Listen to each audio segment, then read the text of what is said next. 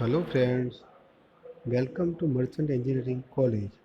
In the last lecture, we had discussed about all the static characteristic of instrumentation system, and we discussed deeply in about the precision and accuracy. Okay, now the third one static characteristic is reproducibility. So first of all, what is the meaning of reproducibility? Reproduce means વારંવાર produce કરવું. તો the definition of reproducibility is defined as the degree of closeness by which a given value can be repeatedly measured. એ શું કહેવા માગે છે? તો તમે જે વેલ્યુ મેજરમેન્ટ કરો છો કોઈ પણ રીડિંગની, એ વેલ્યુ વારંવાર મેજરમેન્ટ કરવી. But the reproducibility is specified for a period of time. That means કોઈ એક ટાઈમ પીરિયડ માટે સ્પેસિફાય કરવામાં આવે છે. Okay, and perfect reproducibility signifies that the given reading that are taken for an input do not vary with time. Okay, તો perfect રિપ્રોડ્યુસિબિલિટી કોને કહેવાય? તો ટાઈમ સાથે વેરી ના થાય રીડિંગ, એને કહેવામાં આવે છે. હું તમને શોર્ટમાં સમજાવી દઉં. રિપ્રોડ્યુસિબિલિટી અને એના પછીની જે નેક્સ્ટ સ્ટેટિક કેરેક્ટરિસ્ટિક છે તે રિપીટેબિલિટી. બરાબર છે? તો બંનેની વચ્ચે ડિફરન્સ શું? તો બંનેની વચ્ચે ડિફરન્સની અંદર ફોર એક્ઝામ્પલ તમે વોલ્ટેજનું મેજરમેન્ટ કરો છો વોલ્ટમીટર દ્વારા. બરાબર છે? તો વોલ્ટમીટર દ્વારા વોલ્ટેજનું મેજરમેન્ટ કરવામાં આવે તો એની અંદર કોઈ એક વ્યક્તિ પહેલાં રિપ્રોડ્યુસિબિલિટીની અંદર શું કહેવાય, મેજરમેન્ટ કરશે વોલ્ટેજનું. ઓકે, અને એ અમુક ટાઈમ પીરિયડ માટે 3 મિનિટ માટે, 5 મિનિટ માટે અથવા તો 30 સેકન્ડ માટે. પછી થોડા સમય પછી કોઈ બીજો વ્યક્તિ એ જ વોલ્ટેજનું રીડિંગ લેશે, એ પણ 3 મિનિટ માટે, 5 મિનિટ માટે અથવા તો 30 સેકન્ડ માટે. બરાબર છે? તો એ અલગ અલગ વ્યક્તિ દ્વારા અલગ અલગ ટાઈમે લેવામાં આવતા જે રીડિંગ છે એનો એ જે કેરેક્ટરિસ્ટિક છે એને આપણે શું કહીએ છીએ? રિપ્રોડ્યુસિબિલિટી. ઓકે, ખ્યાલ આવી ગયો? અને એની એ વસ્તુ સેમ થશે રિપીટેબિલિટીની અંદર. તો રિપીટેબિલિટીની અંદર રિપીટ એટલે મીન્સ એકની એક વસ્તુ વારંવાર કરવી તે. તો એ શું કહેવા માગે છે? કોઈ એક વસ્તુનું કોઈ એક વ્યક્તિ દ્વારા એક જ ટાઈમે time, same condition and same person, એક જ વ્યક્તિ દ્વારા વારંવાર રીડિંગ લેવામાં આવે. વારંવાર રીડિંગ એટલે કે મીન્સ એક વખત વોલ્ટેજનું રીડિંગ લીધું, ઓકે, એના પછી ફરીથી એના એ વ્યક્તિ દ્વારા એ જ ટાઈમે ફરીથી રીડિંગ લેવામાં આવે તો એને શું કહીએ છીએ? આપણે રિપીટેબિલિટી કહીએ છીએ. ઓકે, તો ચાલો એની ડેફિનેશન જોઈએ. રિપીટેબિલિટી is measure of closeness with which a given input can be measured over and over again. Over and over એટલે મીન્સ વારંવાર એનો મેજરમેન્ટ કરવામાં આવે છે. Okay, and repeatability is defined as the variation of scale reading. It is random in nature. નેચરની અંદર કેવું હોય? એ randomly હોય. બરાબર છે? ઓકે, તો the two terms repeatability and reproducibility causes confusion as both are measure of closeness which a given input may be measured over and over again. બંનેની અંદર confusion શું છે? કે વારંવાર રીડિંગ તો લેવામાં આવે જ છે. બરાબર છે? તો બંને વચ્ચેનો ડિફરન્સ શું છે? તો hence a differentiation is made between the two terms. Difference શું છે? તો ડિફરન્સની અંદર reproducibility is specified in terms of scale reading over a given period of time. Okay, તો મેં તમને કહ્યું તે જ રીતે રિપ્રોડ્યુસિબિલિટીની અંદર અલગ અલગ ટાઈમે અલગ અલગ વ્યક્તિ દ્વારા રીડિંગ લેવામાં આવશે. જ્યારે રિપીટેબિલિટીની અંદર repeatability is defined as a variation of scale reading and randomly which is click in nature. અલગ અલગ રેન્ડમલી શું કહેવાય? નેચરની અંદર લેવામાં આવે છે. હવે આની ફિગર તમને બતાવું નેક્સ્ટ. તો ફિગરની અંદર ઇનપુટ અને આઉટપુટ. બરાબર છે? તો ઇનપુટ અને આઉટપુટની અંદર એક જે વેલ્યુ તમને મળે છે એ આ વેલ્યુ કઈ કહેવાય? સ્ટેબલ વેલ્યુ કહેવાય વોલ્ટેજની. બરાબર છે? રિપીટેડલીની અંદર તમે જોશો તો પ્લસ ઓર માઇનસ આ વેલ્યુ શું કહેવાય, પ્લસ હશે, તો આ વેલ્યુ શું હશે, માઇનસ. પ્લસ એન્ડ માઇનસ એટલે મીન્સ આપણા ઘરે આવતા વોલ્ટેજની વેલ્યુ આપણે કેટલી કન્સિડર કરી છે, 230 વોલ્ટેજ. તો એ એકચ્યુઅલ વેલ્યુ હોતી નથી. તમે વારંવાર એનું મેજરમેન્ટ કરો તો એ 235 પણ થાય અથવા 225 પણ થાય. ઓકે, તો એ જે વેલ્યુનું મેજરમેન્ટ છે એને આપણે શું કહીએ છીએ, પ્લસ ઓર માઇનસ રિપીટેબિલિટી કહીએ છીએ. ઓકે, આની સાથે રિપ્રોડ્યુસિબિલિટી અને રિપીટેડલી બે સ્ટેટિક કેરેક્ટરિસ્ટિક અહીંયા પૂર્ણ થાય છે. એના પછીની નેક્સ્ટ કેરેક્ટરિસ્ટિક છે તમારી ડ્રિફ્ટ. બરાબર છે.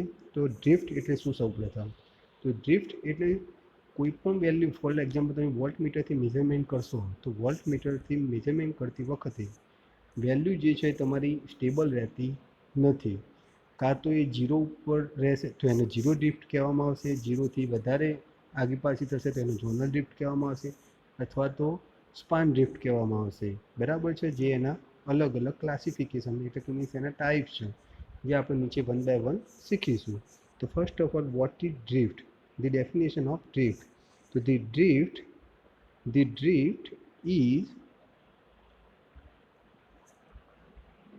the drift is defined the drift is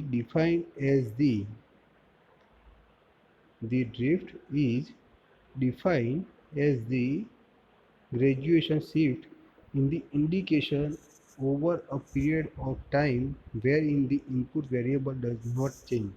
જ્યાં સુધી ઇનપુટમાં આપેલા વોલ્ટેજ જે હોય અથવા તો કોઈ પણ ઇનપુટ તમે આપ્યું હોય એનું ચેન્જ ના થાય ત્યાં સુધી ડ્રિફ્ટની અંદર ટાઈમ પીરિયડ કોઈ એક ફિક્સ પ્રમાણે જે વેલ્યુમાં વધઘટ થાય, વધારો અથવા તો ઘટાડો, એના આપણે ડ્રિફ્ટ કહીએ છીએ. Okay, drift is an undesirable quality and it can not be compensated for. Okay, તો ડ્રિફ્ટ શાના માટે મેજરમેન્ટ થઈ શકે છે? તો ડ્રિફ્ટની અંદર environmental factor like stray electric field, stray magnetic field, thermal EMF, change in temperature, mechanical vibration, ઘણા બધી જગ્યાએ તમે ડ્રિફ્ટ નામ સાંભળતા. જો તમે ભવિષ્યમાં કંપનીમાં જોબ કરવા જશો તો દરેકે દરેક જે ક્વોન્ટિટીનું મેજરમેન્ટ કરવાનું આવશે એની અંદર આ રીતે ડ્રિફ્ટ હોય. ડ્રિફ્ટ એટલે વન ટાઈપ ઓફ ખામી. Okay, for example staying gauge bridge.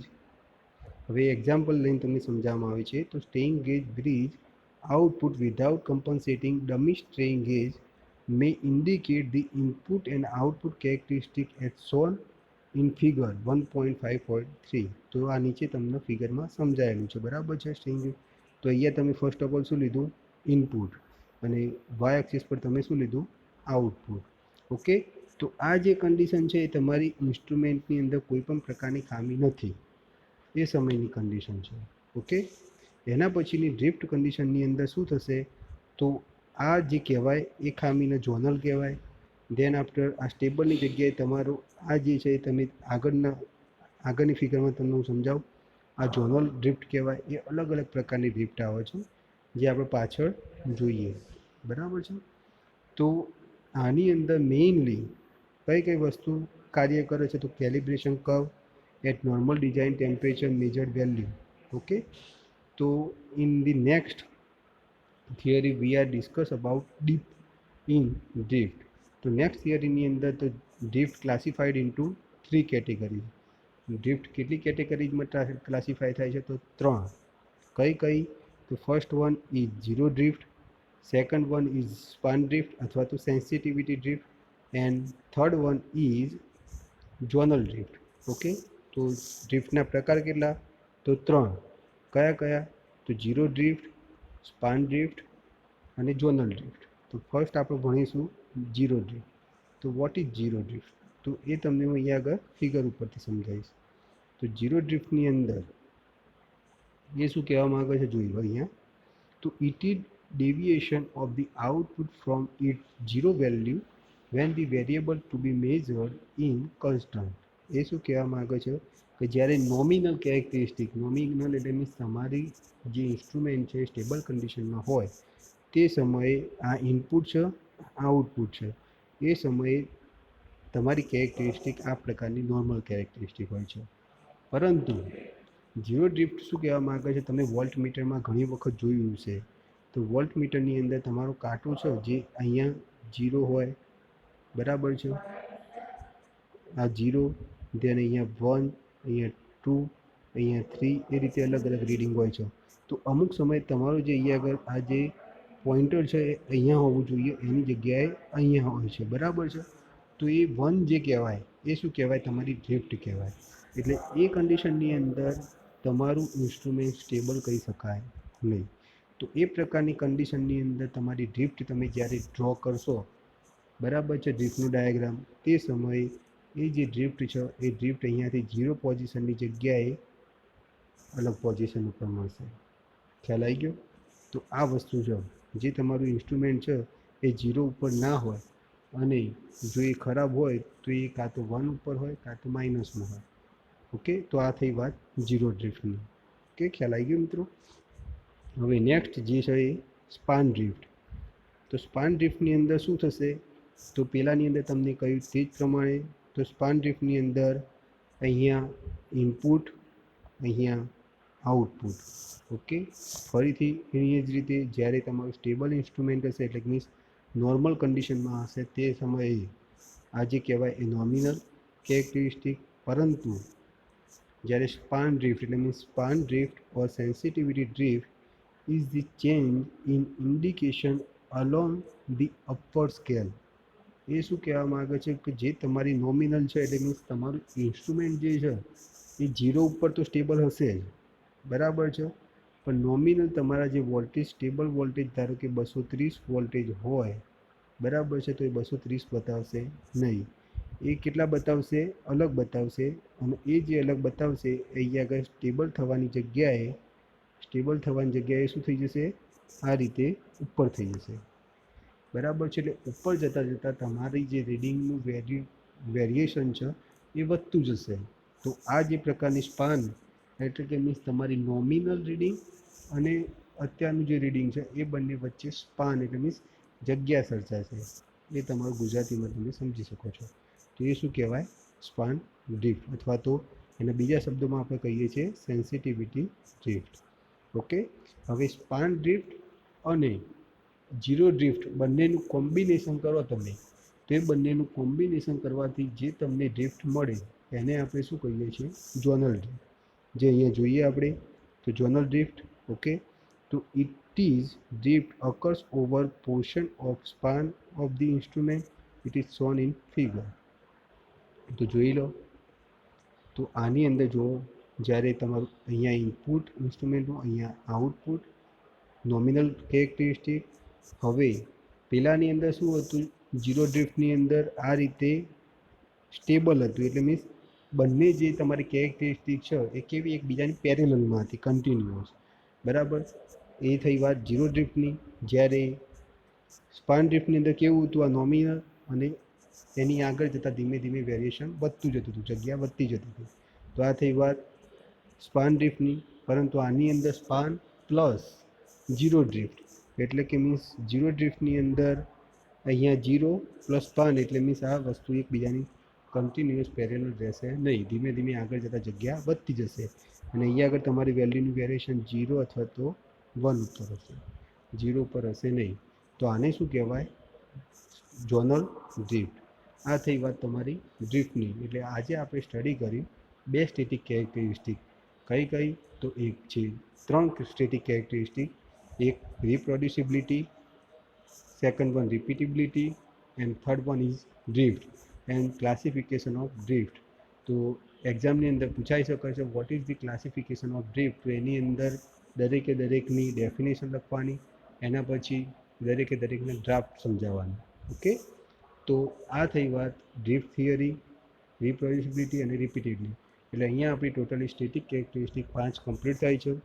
Okay, હવે નેક્સ્ટ લેક્ચરની અંદર આપણે બીજી સ્ટેટિક કેરેક્ટરિસ્ટિક ભણીશું.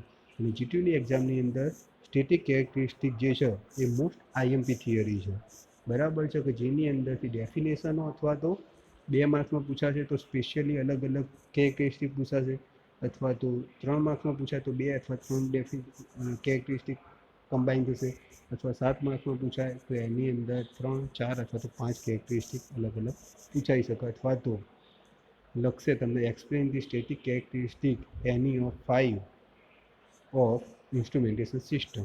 Okay, by.